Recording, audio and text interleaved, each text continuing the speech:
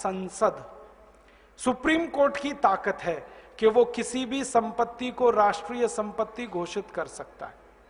और supreme court ने एक बार ऐसा किया था, यूरिया घोटाला हुआ जब नरसिम्हा राव के जमाने में, तो 133 करोड़ रुपए चला गया था देश के बाहर। सुप्रीम कोर्ट ने उसको राष्ट्रीय संपत्ति घोषित करके वापस मंगा लिया और स्विस बैंक से वो 133 करोड़ रुपए वापस आ गया। और पता है, वो नरसिम्हा राव के बेटे के खाते में जमा था। हाँ, और सुप्रीम कोर्ट ने नरसिम्हा राव के बेटे को जेल भेज दिया। प्रधानमंत्री के बेटे को जेल भेजा था, वो मैं भूला नहीं कभी भी। सुप्रीम कोर्ट में इतनी ताकत है। तो हमने सुप्रीम कोर्ट में एक मुकदमा लगाया है अभी 6 महीने पहले, ये जो भारत स्वाभिमान नाम की संस्था है ना, इसकी तरफ से। और मुकदमा हमारा एक ही है कि अगर यूरिया घोटाले का पैसा सुप्रीम कोर्ट ने राष्ट्र की संपत्ति घोषित किया था, तो चारा घोटाले का भी राष्ट्र की संपत्ति है, बोफोर्स घोटाले का भी राष्ट्र की संपत्ति है, सभी घोटालों का पैसा राष्ट्र की संपत्ति है।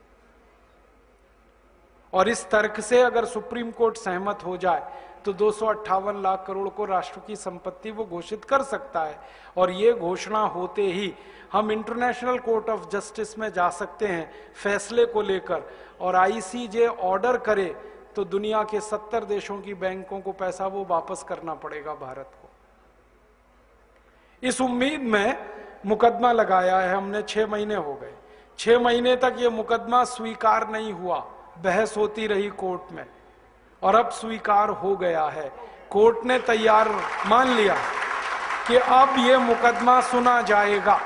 6 महीने लगे और कोर्ट ने अपने को कन्विंस करने के लिए सब तरफ से जानकारी मंगाई।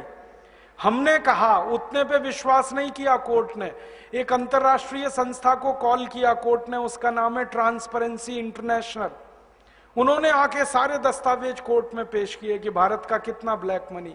फिर और एक संस्था को कॉल किया कोर्ट ने, उनका नाम है टैक्स जस्टिस नेटवर्क। उनको बुलाया, उन्होंने दस्तावेज दिए।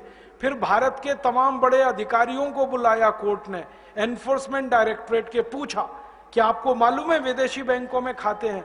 उन्होंने कहा हाँ खाते हैं। फिर सीबीआई वालों को बुलाया। जब सब तरफ से कोर्ट कन्विंस हुआ तो कोर्ट ने मुकदमा स्वीकार कर लिया। अब कोर्ट ने नोटिस दिया है सरकार को, और सरकार को पूछा है कि ये 258 लाख करोड़ किस किस का है, जल्दी से कोर्ट को बताया जाए। अब सरकार की हालत थोड़ी खराब है, क्योंकि जिनका पैसा है वो ही सरकार चला रहे। तो सरकार ने कोर्ट में टालम टोल करना शुरू किया है। ये टालम टोल वो थोड़े दिन करने वाले हैं, ये हमें मालूम है, क्योंकि वो बताएंगे नहीं कभी भी। तो हम सुप्रीम कोर्ट को एक दिन एक बात कहेंगे कि टालम टोल 6 महीने, साल भर, 1.5 साल, 2 साल, 3 साल, कितनी? फिर हम सुप्रीम कोर्ट को कहेंगे आप तो एक्स पार्टी जजमेंट दे दो, और कोर्ट को ताकत है वो करने की। और हम कोर्ट को कहेंगे ये नहीं बता रहे किसका पैसा है, आप तो ये कह दो जिसका भी पैसा है वो भारत की राष्ट्रीय संपत्ति है, बात खत्म हो गई। और उम्मीद है कि कोर्ट ये फैसला देगा और ये फैसला हुआ तो 258 लाख करोड़ वापस आएगा। दूसरा रास्ता है अपने पास, वो ये कि हम संसद में अगले 4 सालों में एक प्रस्ताव पास कराना चाहते हैं। और वो प्रस्ताव ये है कि 15 अगस्त 1947 के बाद जितना भी धन भारत से बाहर गया वो भारत की राष्ट्रीय संपत्ति है। बस किसी का नाम नहीं लेना, किसी की बात नहीं कहना।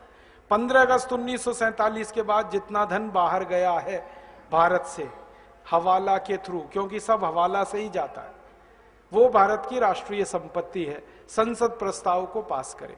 अब इस प्रस्ताव को रखेगा तो कोई एक सांसद, और वो हमें मिल ही जाएगा अगले 4 साल में। कोई तो माई का लाल मिलेगा, ऐसा तो नहीं है कि सब मर गए। और प्रस्ताव जब रखा जाएगा तब बहस होगी। बहस वाले दिन हम देखेंगे कि कौन कौन इस प्रस्ताव का विरोध कर रहा है। जो विरोध करेगा, पक्की बात है, खाते उसी के हैं, पैसा उसी का है, और सारा देश देखेगा बेईमान कौन कौन है संसद में।